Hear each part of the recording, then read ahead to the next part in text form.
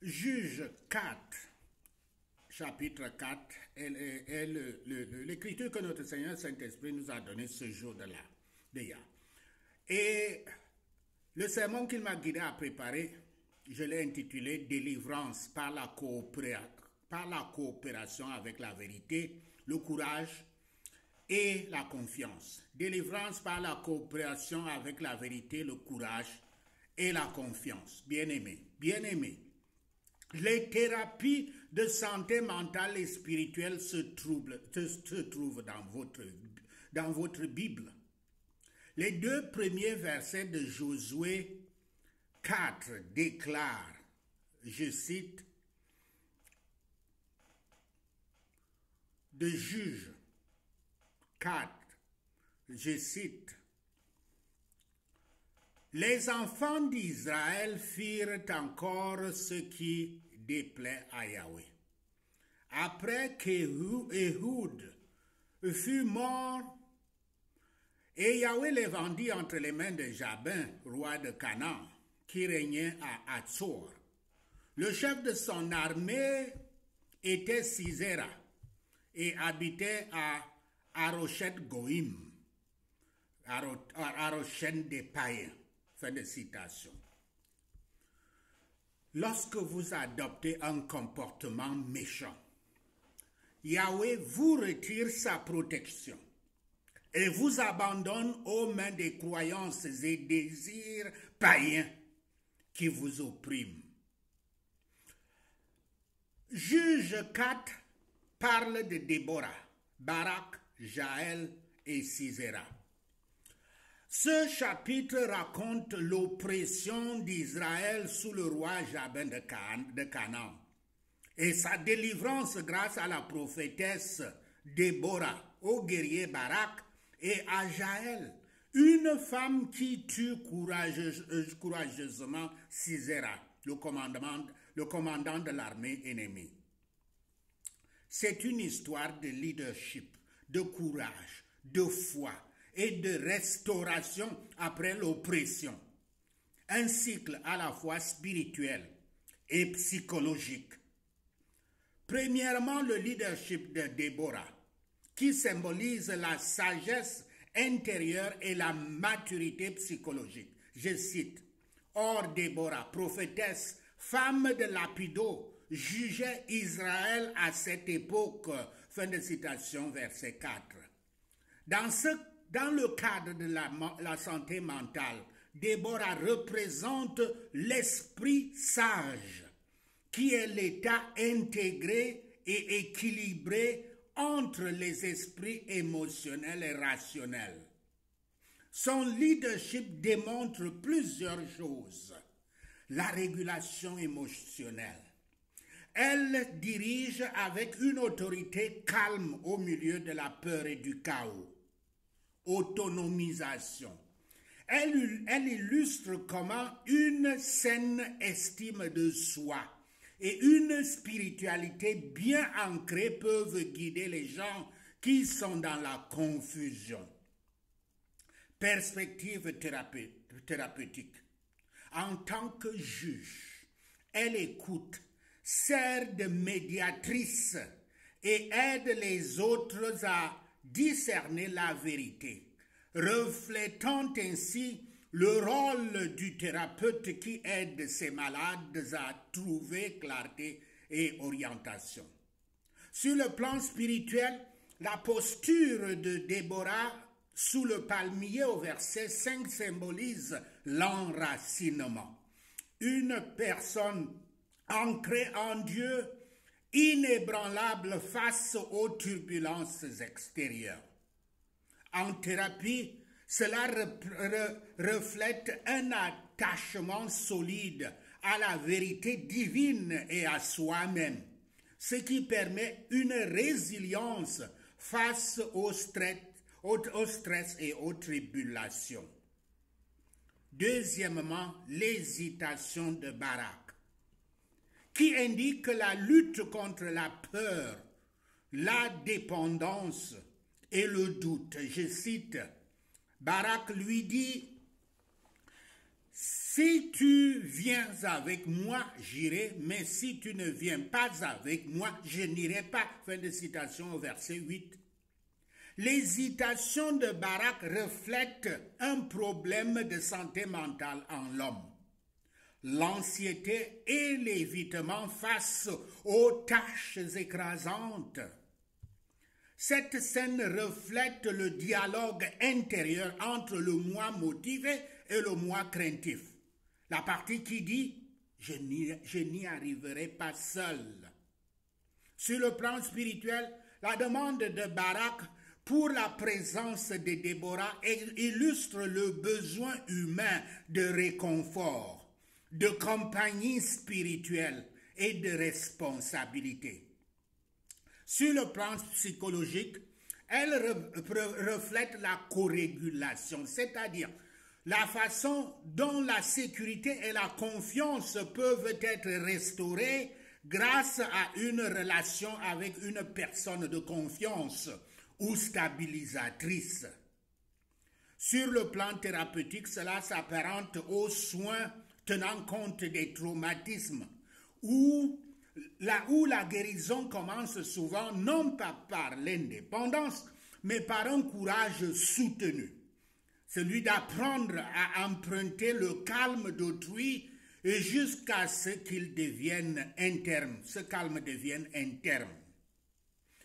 La réponse de Déborah, je cite, « Je t'accompagnerai sans hésitation », incarne un soutien sans jugement, comparable à celui d'un thérapeute ou d'un mentor affirmant « Tu n'es pas obligé de faire cela seul.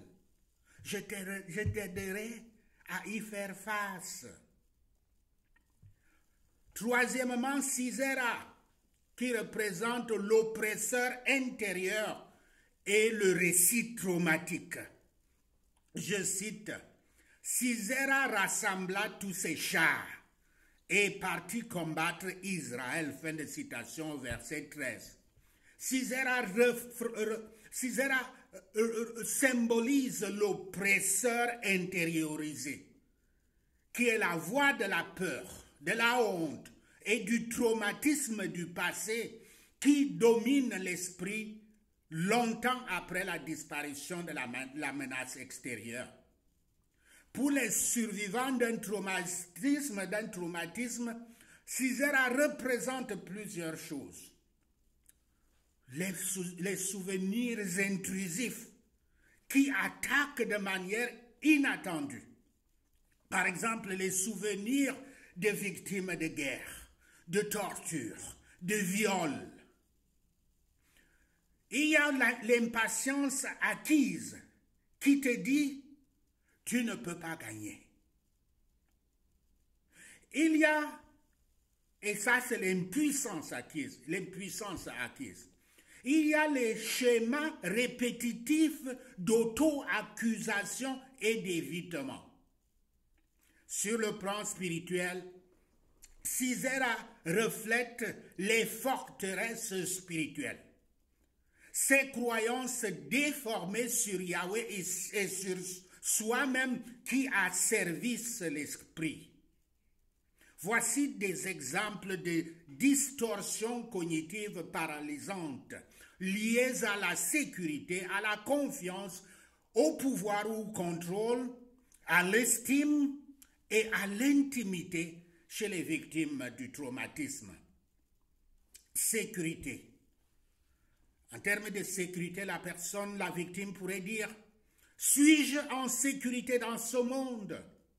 Si je baisse ma garde, je serai à nouveau blessé. »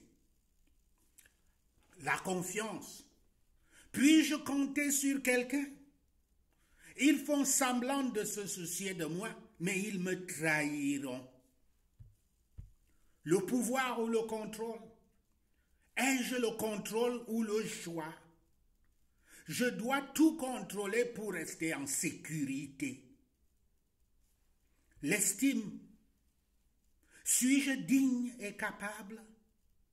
Tout le monde va bien sauf moi. L'intimité. Puis-je me connecter aux autres en toute sécurité?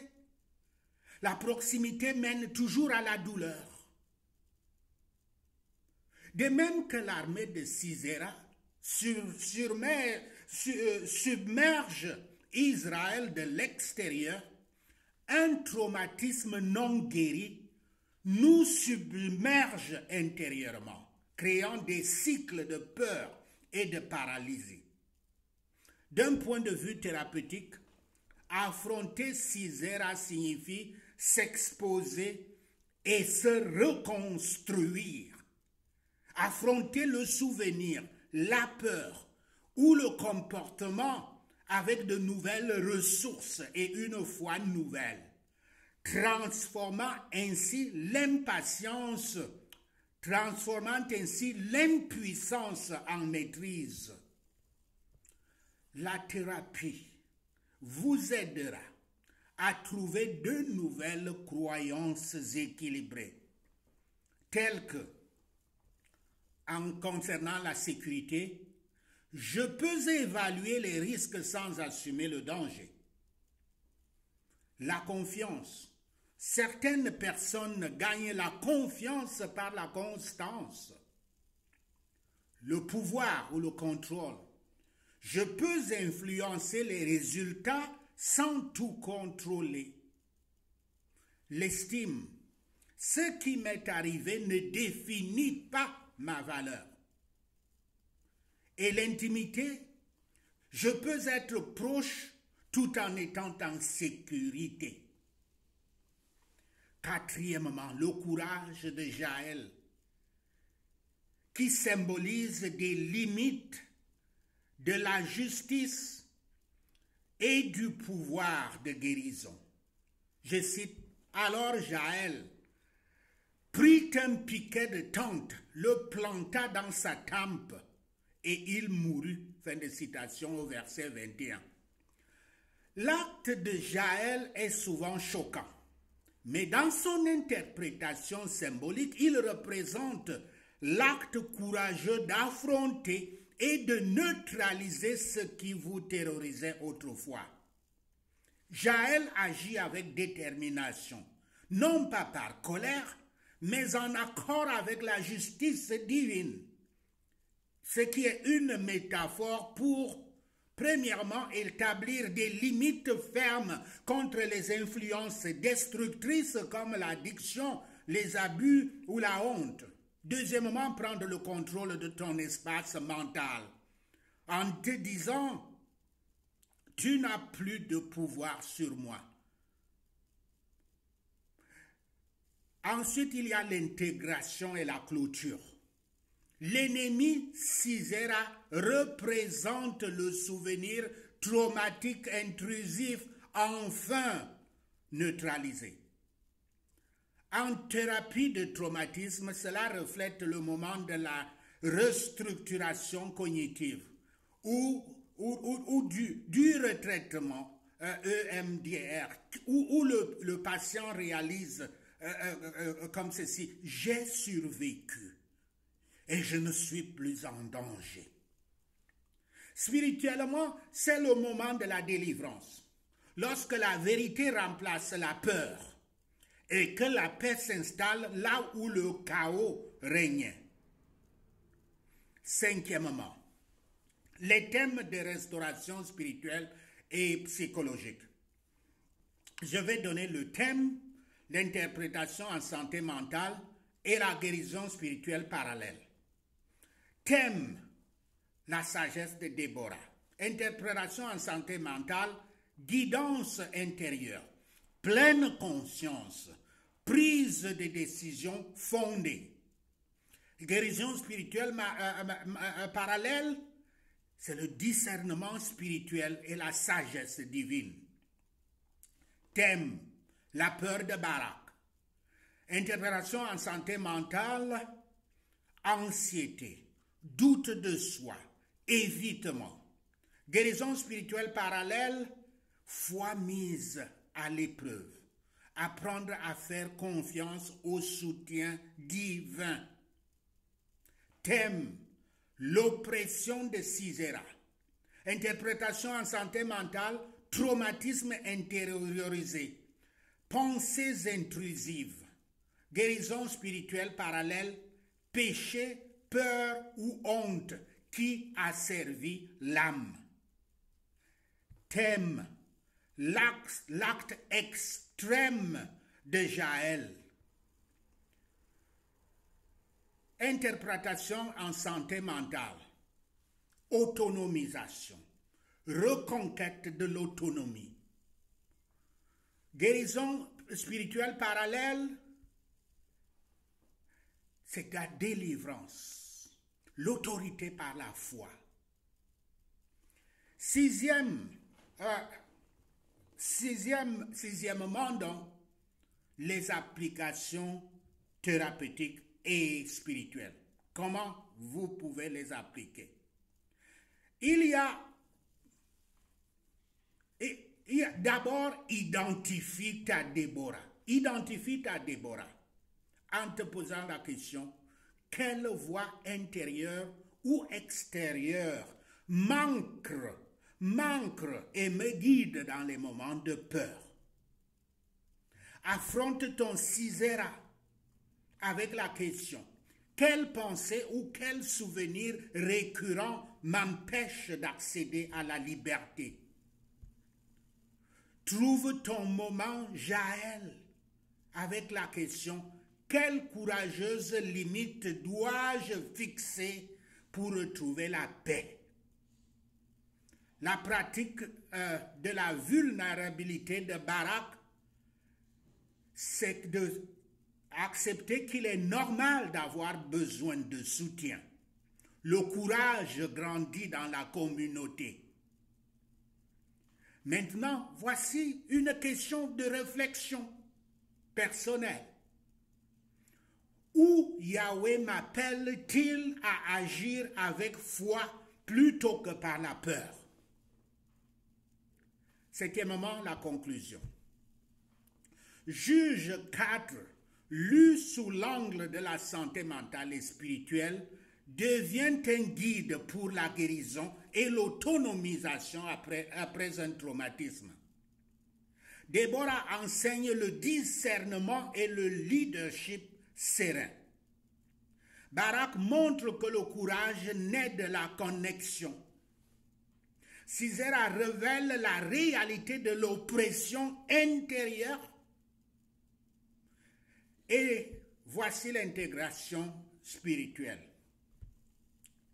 La guérison de Yahweh s'associe souvent avec l'action humaine. La délivrance n'est pas une simple intervention divine, mais aussi une coopération avec la vérité, le courage et la confiance. Les ingrédients même de la foi et de la thérapie. Et voici une affirmation que vous pouvez adopter. J'apprends à me diriger comme Déborah, à affronter la peur comme Barak, à désarmer mon ennemi comme Jaël et à marcher dans une paix qui ne dépend pas du chaos. Sache ceci et notre Seigneur Yahweh te bénisse.